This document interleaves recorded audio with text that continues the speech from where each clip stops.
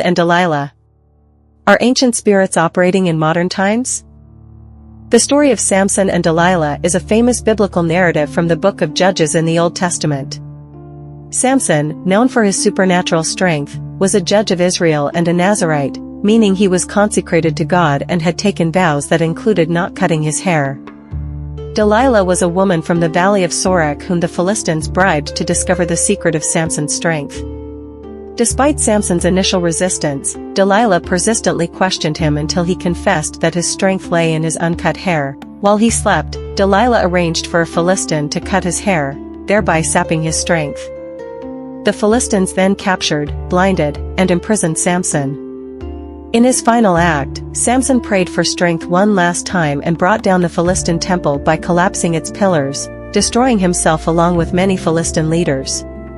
This story is often interpreted as a cautionary tale about the dangers of temptation and betrayal. Judges 16. Now Samson went to Gaza and saw a harlot there, and went into her. 2. When the Gazites were told, "Samson has come here," they surrounded the place and lay in wait for him all night at the gate of the city. They were quiet all night, saying, "In the morning, when it is daylight, we will destroy him."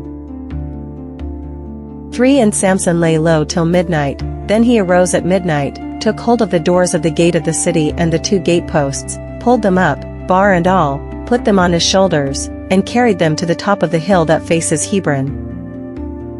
For afterward, it happened that he loved a woman in the valley of Sorek, whose name was Delilah. 5. And the lords of the Philistines came up to her and said to her, "Entice him, and find out where his great strength lies, and by what means we may overpower him, that we may bind him to afflict him, and every one of us will give you 1,100 pieces of silver." 6. So Delilah said to Samson, "Please tell me where your great strength lies, and with what you may be bound to afflict you." 7. And Samson said to her, "If they bind me with 7 fresh bowstrings, not yet dried, then I shall become weak, and be like any other man." 8. So the lords of the Philistines brought up to her 7 fresh bowstrings, not yet dried, and she bound him with them. 9. Now men were lying in wait, staying with her in the room. And she said to him, "The Philistines are upon you, Samson." But he broke the bowstrings as a strand of yarn breaks when it touches fire. So the secret of his strength was not known. 10. Then Delilah said to Samson, "Look, you have mocked me and told me lies. Now, please tell me what you may be bound with." 11. So he said to her, "If they bind me securely with new ropes that have never been used, then I shall become weak, and be like any other man." 12. Therefore, Delilah took new ropes and bound him with them, and said to him, "The Philistines are upon you, Samson." And men were lying in wait, staying in the room. But he broke them off his arms like a thread. 13. Delilah said to Samson, "Until now you have mocked me and told me lies. Tell me what you may be bound with." And he said to her, "If you weave the 7 locks of my head into the web of the loom." 14. So she wove it tightly with the batten of the loom, and said to him, "The Philistines are upon you, Samson." But he awoke from his sleep and pulled out the batten and the web from the loom. 15. Then she said to him, "How can you say, 'I love you,' when your heart is not with me? You have mocked me these 3 times, and have not told me where your great strength lies." 16. And it came to pass, when she pestered him daily with her words and pressed him, so that his soul was vexed to death. 17. That he told her all his heart, and said to her, "No razor has ever come upon my head, for I have been a Nazirite to God from my mother's womb.